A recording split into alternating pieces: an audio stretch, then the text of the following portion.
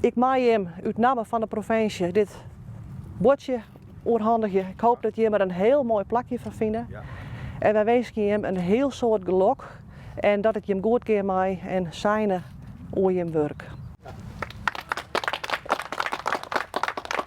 Een bijzondere dag voor de eigenaars van het doorbestegingsbedrijf Hoeve de Houtwiel in Broeksterwaard. Ze krijgen een Europese en provinciale subsidie om flink uit te breiden. Dat is echt heel bijzonder, want dat projectplan dat hebben we al hier zelf ontwikkelen en zelf schreeuwen.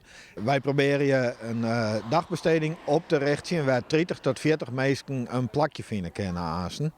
Op dit moment zitten we verdeeld op 3 locaties. En vandaar dat wij dus een nieuw bedrijfspand bouwen willen in Broeksterwaard op een thuislocatie. Het had een traject geweest van heel wat jaren.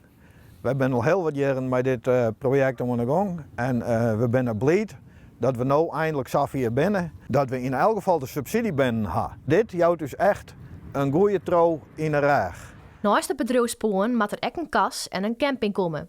Die kunnen de medewerkers van de doorbesteging zelfs bestieren. Een wichtig criterium van de regeling is dat het van onderop komen moet, echt vanuit een meerskip. En dat het echt een impuls maakt onder versterking van meerskipszin.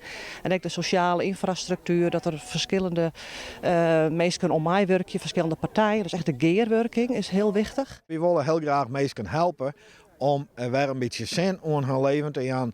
En dat doen we op deze locatie.